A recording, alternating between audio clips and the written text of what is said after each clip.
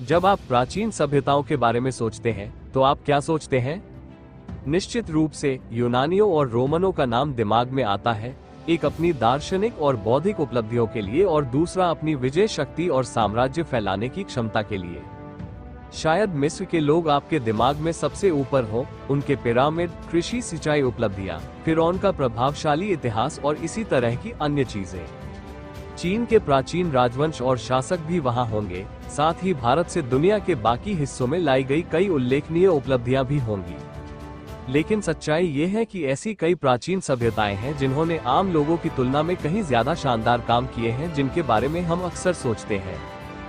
Greece, रोम, मिस्र और चीन के अलावा कई अन्य प्राचीन संस्कृतियां भी हैं जिन्होंने दुनिया को महत्वपूर्ण और स्थायी चीजें दी। इस सूची में हम उन 10 साम्राज्यों की कहानियों का पता लगाएंगे।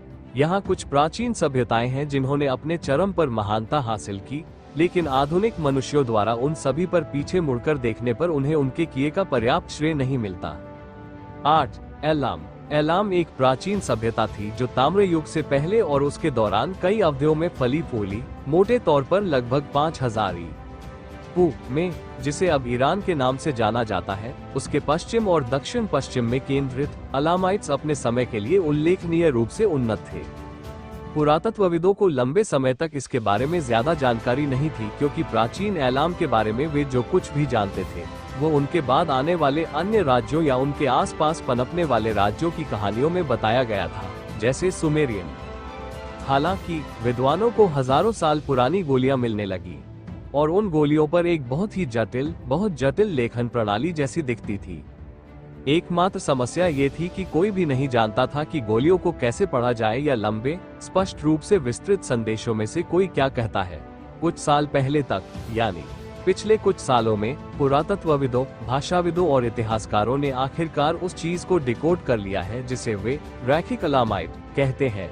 यह आश्चर्यजनक रूप से जटिल भाषा है जिसे अलामाइट्स ने अपनी ताम्र युग की सभ्यता के शासनकाल के दौरान एक अत्यंत जटिल लेखन प्रणाली में बदल दिया। आधुनिक युग में लेखन प्रणाली हमें बहुत ज्यादा नहीं लगती। बेशक, सोचिए कि हम इस सूची को लिखने में कितना सहज महसूस करते हैं और आप इसे बिना किसी दूसरे विचार के पढ़ लेते हैं। लेकिन उस समय दुनिया के लगभग सभी हिस्सों में ऐसी जटिल लेखन प्रणाली के बारे में लगभग सुना ही नहीं गया था। एलाम के पास ये थी, साथ ही उनकी अपनी अनूठी, बहुत परिष्कृत भाषा थी और उन्होंने इसे स्पष्ट रूप से अन्य समूहों से जुड़े होने या उनसे प्रेरित होने से बहुत पहले और पूरी तरह से अलग थलग होकर विकसित किया। 7. चाविन। चाविन सभ्यता दक्षिण अमेरिका के मध्य एंडीज क्षेत्र में फली फूली।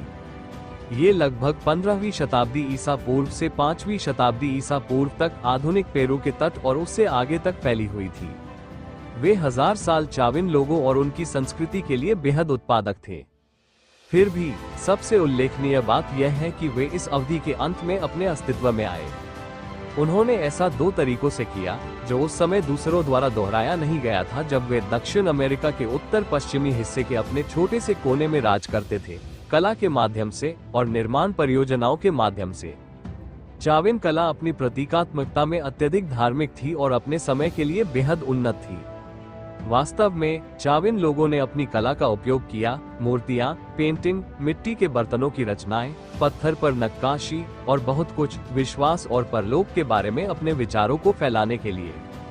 बदले में उनकी धार्मिक प्रणाली एंडीज क्षेत्र में पहली सार्वभौमिक विश्वास प्रणाली बन गई। पैराकास और इनकास से पहले चाविन ने एक उच्च शक्ति में विश्वास और समाज की संरचना के लिए इसका क्या मतलब है, इस पर पत्थर में लिखा शब्दों का इस्तेमाल किया गया। इनकास ने वहां जो कुछ भी हासिल किया वो चाविन अग्रदूतों के अनुसरण के रूप में आया। यह उनकी एकमात्र बड़ी उपलब्धि नहीं है। समाज की आस्था उपलब्धियों के कारण मुख्य शहरी केंद्र इतिहासकारों द्वारा चाविन के रूप में जाना जाता है। पूरे एंडीज और पेरू के ऊंचे जंगलों में लोगों के लिए एक तीर्थ स्थल बन गया। बदले में चाविन ने खुद को तेजी से और बड़े पैमाने पर विकसित किया।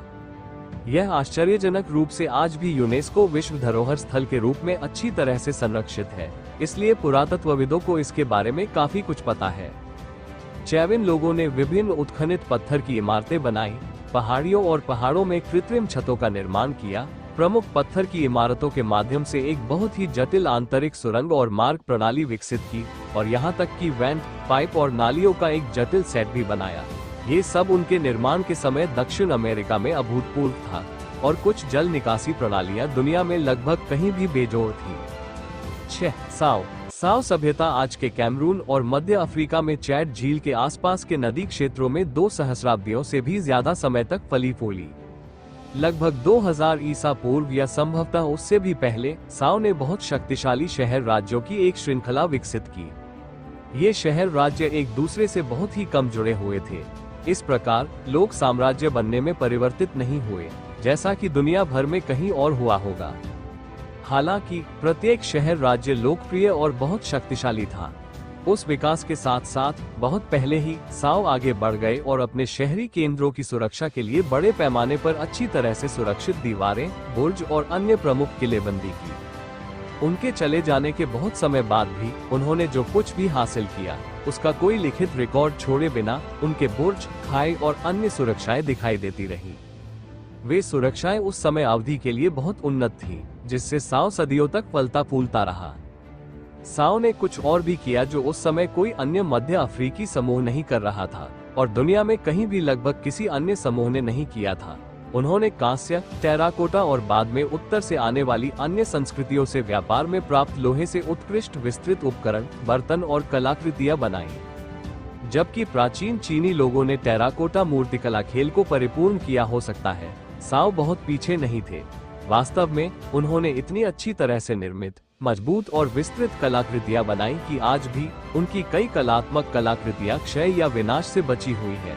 हालांकि साओ और उनके पतन के बारे में कोई लिखित रिकॉर्ड नहीं है, पुरातत्वविदों ने उनके द्वारा किए गए उन्नत हस्तशिल्प से काफी कुछ इकट्ठा करने में सक्षम हुए हैं और मध्य अफ्रीका में उनके लंबे शासनकाल के प्रमाण के रूप में छोड़ दिया है।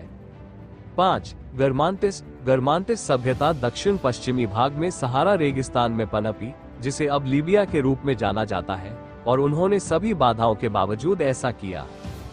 जाहिर है उस क्षेत्र में सहारा रेगिस्तान बहुत शुष्क है। यहाँ बहुत कम बारिश होती है और बहुत ज्यादा पानी उपलब्ध नहीं है, न तो नदियाँ हैं, न ही झीलें, और मनुष्यों के लिए जलपान और फसलों के लिए पोषण की कोई जगह नहीं है। हालांकि गर्मांतिस लोगों ने, जिन्होंने अपने रेगिस्तानी समाज की ऊंचाई को लगभग 400 BC और 400 ईस्वी के बीच बढ़ते देखा, उनके पास एक अनोखी और सरल बैकअप योजना थी, जलवृत। देखिए, गर्मांतिस ने बहुत पहले ही जान लिया था कि उनके पास पानी से लबालब भरे एक विशाल भूमिगत बलुआ पत्थर के जलवृत तक पहुंच है, और उन्होंने इसका इस्तेमाल किया, अपनी जल निकासी विधियों को बेहतर बनाया और इसके कारण एक समृद्ध समाज का निर्माण किया। गर्मांतिस धरती पर सबसे पहले लोगों में से थे जिन्होंने जमीन में गहरी झुकी हुई सुरंगें खोदने की तकनीक अपनाई। सहारा की सतह की रेत के बहुत नीचे वे सुरंगें, जिन्हें वे फोगरा और काना कहते थे, का इस्तेमाल भूजल को अपनी सिंचाई प्रणालियों तक पहुंचाने के लिए किया जाता था। उन्होंने इन भूमिगत सुरंगों के लगभग 500 मील 805 किलोमीटर खोदे और सिंचाई में उपयोग करने के लिए पानी को ऊपर की ओर पंप किया, और कुछ समय के लिए सब कुछ ठीक रहा। गरामती लोग उन सुरंगों का उपयोग करने और सैकड़ों वर्षों तक पानी को ऊपर की ओर पंप करने में सफल और टिकाऊ तरीके से सक्षम थे। हर साल इतनी बारिश होती थी कि भूमिगत जलवृत फिर से भर जाते थे ताकि वे पानी का उपयोग भूमि की सिंचाई और फसल उगाने के लिए कर सके। लेकिन फिर वे थोड़े लालची हो गए। कई वर्षों तक कम वर्षा और गरामती लोगों द्वारा जलभूतों का अत्यधिक उपयोग करने का मतलब था कि पानी का स्तर प्रतिस्थापन स्तर से नीचे चला गया और सुरंगों की सबसे गहराई से भी आगे निकल गया। फोगारा सुरंगें बेकार हो गईं और गरामती सभ्यता अचानक गंभीर संकट में आ गई। समूहों को रेगिस्तान से भागना पड़ा, या तो उत्तर या दक्षिण की ओर, शाब्दिक रूप से हरियाली वाले चरागाहों की ओर स्थानांतरित होने के लिए, और बस ऐसे ही ये खत्म हो गया। लेकिन उनके पास 1000 साल का शानदार दौर था। उन्होंने शुष्क जलवायु में भूजल सिंचाई के बहुत शुरुआती अभ्यासी होने के कारण दुनिया पर अपनी अमिट छाप छोड़ी। ये प्रभावशाली है। 4. टिलेक्सकाला सभ्यता ने 14वीं शताब्दी और 16वीं शताब्दी की शुरुआत में मेक्सिको के एक छोटे लेकिन महत्वपूर्ण क्षेत्र पर शासन किया, ठीक उसी समय जब स्पेनवासी इस क्षेत्र को औपनिवेशिक शासन के अधीन करने की कोशिश कर रहे थे। बेशक उस समय और उससे पहले लंबे समय तक इस क्षेत्र में प्रमुख शक्ति एज़टेक थे। एज़टेक के पास इतनी सैन्य शक्ति थी कि वे अपने रास्ते में आने वाले लगभग हर व्यक्ति को रौंदने में कामयाब रहे। टिलेक्सकाला के उदय से पहले की शताब्दियों में इस क्षेत्र में अन्य सभ्यताएं उभरी, जैसे कैकैक्सला लोग और टिओचिचिमेका लोग। लेकिन एज़टेक की सैन्य शक्ति और राजनीतिक शक्ति से पराजित होने के बाद वे सभी अपने समय में अपेक्षाकृत तेजी से कमजोर हो गए। टिलेक्सकाला नहीं, वे मेक्सिको में एकमात्र स्वदेशी सभ्यता थी जिन्होंने एज़टेक का सफलतापूर्वक विरोध किया, क्योंकि बाद वाले पूरे क्षेत्र में फैल गए थे। अलास्काला के पास ऐसे कुशल योद्धा थे और उन्होंने एज़टेक के लिए जीवन इतना कठिन बना दिया कि एज़टेक नेताओं ने अंततः कहा, इसे भूल जाओ, और अन्य क्षेत्रों और लोगों पर विजय प्राप्त करने के लिए आगे बढ़ गए। इससे अलास्काला को मध्य मेक्सिको के ऊंचे जंगलों में अपने छोटे लेकिन दुर्जय क्षेत्र में सत्ता मिल गई, जो वर्तमान मेक्सिको सिटी से बहुत दूर नहीं है। फिर स्पेनवासी आए, जबकि स्पेनिश आक्रमण ने उस पूरे क्षेत्र में लगभग सभी को तबाह कर दिया। अलास्काला इतने चतुर थे कि वे जानते थे कि इससे कैसे निपटना है। उन्होंने स्पेनियों से लड़ाई करके हार नहीं मानी, इसके बजाय उन्होंने एज़टेक के खिलाफ नए लोगों के साथ गठबंधन किया। स्पेनिश लोग उस मदद के लिए बहुत आभारी थे और अलास्काला की ताकत से इतने प्रभावित थे कि उन्होंने अलास्काला को भूमि और संप्रभुता पर बड़ी रियायतें दी, जबकि उन्होंने आधिकारिक तौर पर पूरे मेक्सिको पर उपनिवेश बनाना शुरू कर दिया था।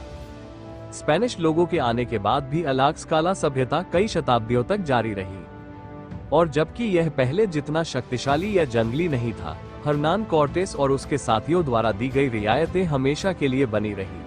आखिरकार मेक्सिको के गठन और उत्थान के साथ अलास्काला को अपना अनूठा प्रशासनिक क्षेत्र बना दिया गया।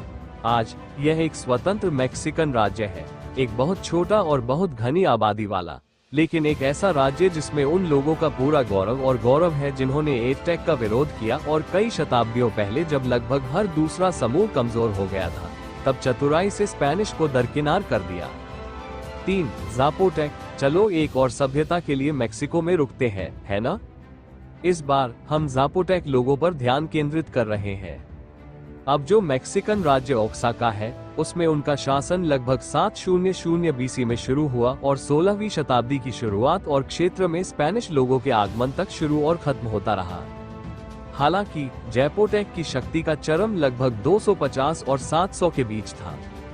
उस समय उन्होंने अपने 2 राजधानी शहरों मोटे अल्बान और मिटला से लगभग पूरे दक्षिणी मेक्सिको पर शासन किया। ज़ापोटेक ने कुछ बहुत ही रोचक चीजें की जो उस समय अन्य सभ्यताएं वास्तव में नहीं कर रही थी। सबसे पहले उन्होंने अपनी शक्ति के चरम पर अमेरिका में पहली और एकमात्र मानकीकृत लेखन प्रणालियों में से एक विकसित की। उन्होंने इसे दुनिया के अन्य स्थानों पर अन्य लेखन प्रणालियों के प्रभाव से मुक्त बनाया, और जब इसका प्रमुख उपयोग हुआ तो ये पश्चिमी गोलार्ध में ज्ञात एकमात्र लेखन प्रणालियों में से एक थी। इतिहासकार अभी भी उत्कृष्ट कलाकृतियों और जटिल वास्तुशिल्प परियोजनाओं पर छोड़े गए ग्लिफ का अध्ययन कर सकते हैं। वे वास्तुशिल्प परियोजनाएं उस समय अमेरिका में किसी भी सभ्यता से कहीं आगे ज़ापोटेक के विकास का एक और तरीका थी। अपने दूसरे राजधानी शहर मिटला में उन्होंने मोज़ेक डिजाइन पैटर्न के साथ विशाल पत्थर की संरचनाएं बनाई। उस समय मेसो अमेरिका में कहीं और संस्कृतियों ने इतनी विस्तृत और जटिल संरचनाएं नहीं बनाई थी। मोटे अल्बान का उनका पहला राजधानी शहर भी एक आकर्षक और उन्नत लेआउट दिखाता है। इसके पत्थर की इमारतों और पूजा मंदिरों के कोण और दिशाएं खगोलीय घटनाओं और सितारों की चाल के साथ बहुत करीब से जुड़ी हुई है। स्पष्ट रूप से ज़ापोटेक ने खुद को ज्योतिष सिखाने के लिए बहुत समय और दिमाग लगाया। ज़ापोटेक के लिए दुख की बात है कि वे जितने बुद्धिमान और चतुर थे, वे अलास्काला जैसे महान योद्धा नहीं थे। लगभग 1000 की शुरुआत में मिक्सटेक लोगों और एज़टेक दोनों ने ज़ापोटेक भूमि और शक्ति पर अपने आक्रमण शुरू किए। 16वीं शताब्दी में जब स्पेनिश नई दुनिया में पहुंचे, तब तक ज़ापोटेक लंबे समय से एज़टेक संस्कृति में समाहित हो चुके थे, जो तब तक पूरे मेक्सिको में प्रमुख थी। हालांकि आज भी ओक्साका राज्य में स्वदेशी ज़ापोटेक संबंधी लोग रहते हैं, और उनकी रक्तरेखा इस प्रभावशाली समूह की विरासत को आगे बढ़ाती है। 2.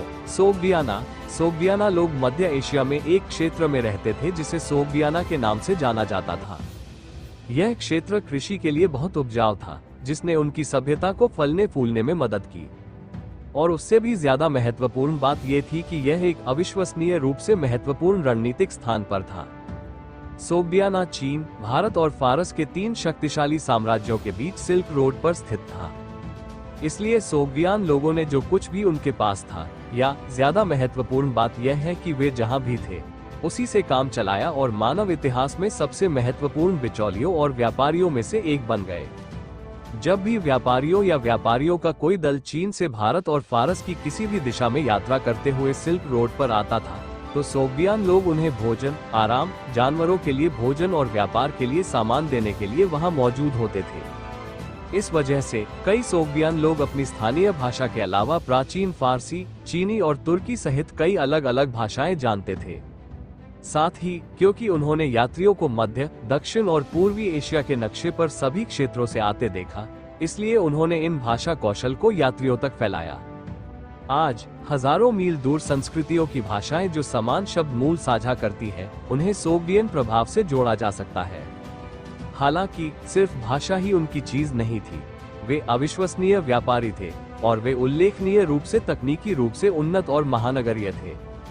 उन्होंने सिल्क रोड पर यात्रा करने वालों को सभी प्रकार के नए सामान और तकनीकें पेश की। उन्होंने कागज, बारूद और बहुत कुछ जैसी चीजों को एक अलग संस्कृति से दूसरी संस्कृति में फैलाया। वे बहुत लंबे, बहुत धीमे समय में भारत से चीन तक बौद्ध धर्म को प्रभावी ढंग से फैलाने का श्रेय भी उन्हीं को दिया जाता है। आखिरकार 8वीं शताब्दी ईस्वी में सोग्डियनों ने देखा कि मध्य एशिया में उनका स्थानीय लेकिन प्रभावशाली साम्राज्य तेजी से कम होने लगा। पश्चिम से तुर्क, पूर्व से मंगोल और मध्य एशिया पर अरबों की विजय सभी महत्वपूर्ण कारक थे, जिनके साथ सोग्डियन प्रतिस्पर्धा नहीं कर सकते थे। उनके पतन के साथ सिल्क रोड व्यापार में भी लगातार गिरावट आई, लेकिन 700 के दशक के अंत में जब तक ये सब नहीं हुआ, तब तक सोग्डियन एशिया के सबसे महत्वपूर्ण समूहों में से एक थे। वास्तव में वे शायद सबसे महत्वपूर्ण समूह हैं जिनके बारे में आपने कभी नहीं सुना होगा अब तक। 1. लिडिया। लिडियन सभ्यता अनातोलिया, वर्तमान तुर्की में लगभग 1200 ईसा पूर्व से लेकर लगभग 7वीं शताब्दी ईसा पूर्व तक फली फूली। लंबे समय तक वे अनातोलिया में सबसे प्रमुख और सबसे प्रभावशाली सभ्यता थे और इस प्रकार अपने दौर के दौरान पूरी दुनिया में सबसे प्रभावशाली सभ्यताओं में से एक थे। एक बात के लिए लिडियन को खुद को एक बहुत ही महत्वपूर्ण रणनीतिक स्थान पर खोजने का सौभाग्य मिला। उनके पास उपजाऊ और खेती करने में आसान भूमि थी। वे भूमध्यसागरीय तट पर रहते थे जहां वाणिज्य और व्यापार आसान था, और उन्होंने इस क्षेत्र के सबसे प्रमुख सांस्कृतिक और वाणिज्यिक केंद्रों में से एक विकसित किया। इस दौरान लिडियन अपनी शिल्पकला के लिए जाने गए।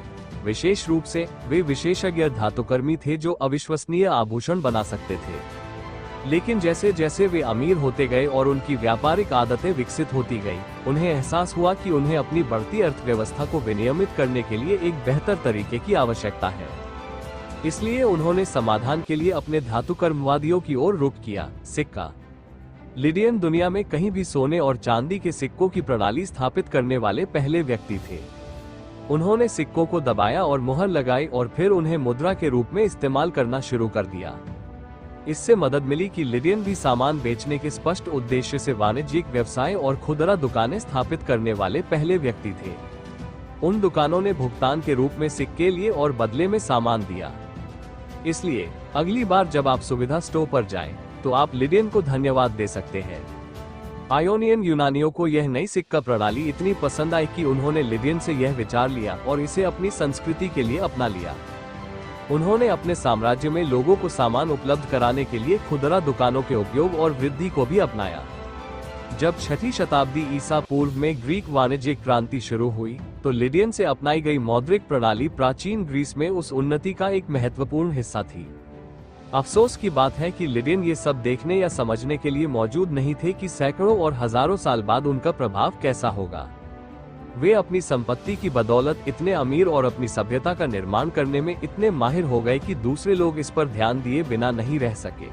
7वीं शताब्दी ईसा पूर्व से शुरू होकर शक्तिशाली अचमेनिद फारसी साम्राज्य ने लिडियन प्रयोग पर नियंत्रण करने की अपनी दृष्टि स्थापित की।